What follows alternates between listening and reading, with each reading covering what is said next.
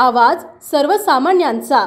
खटाव तालुक्यातील प्रत्येक गावातून गावगाडा चालवणाऱ्या कार्यकर्त्यांची येणाऱ्या जिल्हा परिषद गट आणि पंचायत समिती गणाच्या निवडणुकी संदर्भात वडूज येथे प्रभाकर देशमुख यांच्या नेतृत्वाखाली बैठक पार पडली आहे। यामध्ये एकमेकांचे विचार जाणून घेण्यासाठी स्नेह मेळाव्याचे आयोजन करण्यात आले होते। यावेळी माजी आयुक्त प्रभाकर देशमुख म्हणाले, गावासाठी एकनिष्ठपणे काम करणाऱ्या कार्यकर्त्याला संधी मिळाली पाहिजे।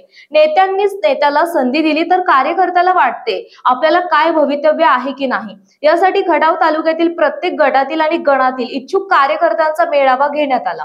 योग्य ती संधी प्रत्यक्ष गावात एकनिष्ठ काम करणाऱ्या कार्यकर्त्याला मिळाली पाहिजे, कारण तो कार्यकर्ता निष्ठेने काम करीत असतो।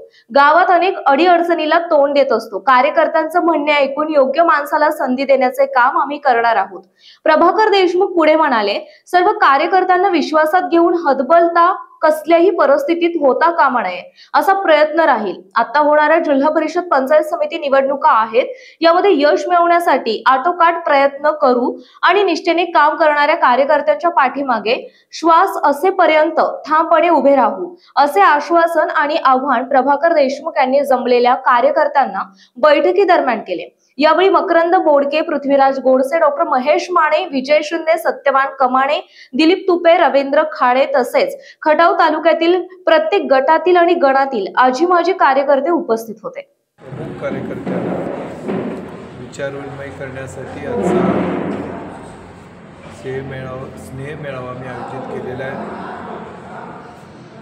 या स्नेह मेळाव्याला त्या गावातील मोजके लोक जे गाव चालवतात ते महत्त्वाच्या लोकांना आम्ही बोलवलं आहे। त्याचा मुख्य उद्देश आहे की या लोकांच्या येणाऱ्या निवडणुकीच्या संबंधीनं काही अपेक्षा आहेत। जिल्हा परिषद आणि पंचायत समितीची निवडणूक पुढच्या काही कालावधीमध्ये डिक्लेअर होणार आहे आणि त्यामध्ये कार्यकर्त्यांची अपेक्षा आहे की या निवडणुकीमध्ये सर्वसामान्य कार्यकर्त्यांना जो खऱ्या अर्थानं गाव पातळीवरती काम करतो, पक्षाशी निष्ठेन असतो, त्या कार्यकर्त्यांना या निवडणुकीमध्ये खरं तर योग्य अशी उमेदवारी देऊन संधी मिळायला पाहिजे।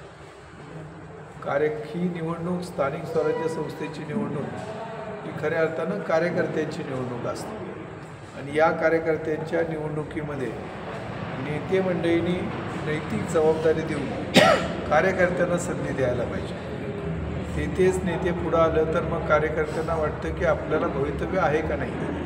आणि मग अनेक कार्यकर्त्यांनी मला फोन केले आणि सांगितलं की आम्हाला संधी मिळणार का नाही।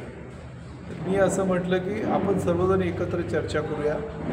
तुमच्यातील जे काही इच्छुक असतील त्यांनी त्या ठिकाणी तुमचं म्हणणं मांडावं आणि मग ज्यावेळेला निवडणुका लागतील त्यावेळेला आपण आपल्या प्रमुख नेते मंडळींशी बोलून आपल्याला जे काही आपलं गाऱ्हाण आहे ते त्यांच्यासमोर मांडू आणि योग्य ती संधी प्रत्यक्ष गावात काम करणाऱ्या कार्यकर्त्याला मिळाली पाहिजे, कारण तो निष्ठेनं काम करतो, गावात अनेक अडचणींना तोंड देत असतो।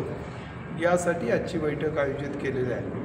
आपल्या सगळ्यांना माहिती आहे की सत्तेवरती असणारी माणसं ही विरोधकांना शत्रू म्हणून लेखू लागलेले आहेत। खरं तर लोकशाहीमध्ये सत्ताधारी असतात, विरोधक असतात, विरोधक सत्ताधारी होतात, पण याच्यामध्ये आत्ता जी काही परिस्थिती आहे ती परिस्थिती मात्र चिंता करणारी परिस्थिती आहे। लोकांच्या मनामध्ये त्या ठिकाणी भीती आहे।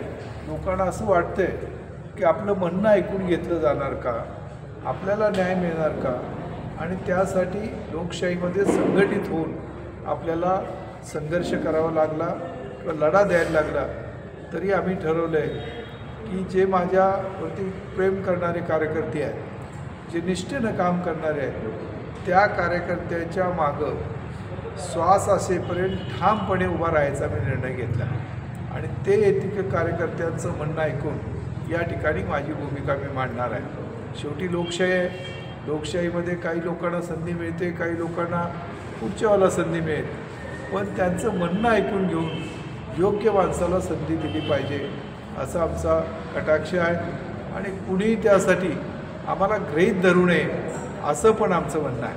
शेवटी कार्यकर्त्यांच्या निवडणुकीमध्ये कार्यकर्त्यांना संधी मिळाली पाहिजे आणि म्हणून आदरणीय पवारसाहेबांनी त्या ठिकाणी महाराष्ट्रामध्ये एक चांगलं नेतृत्व दिलं, दूरदृष्टीचं नेतृत्व दिलं. पवारसाहेब आमच्यासमोर आदर्श आहे.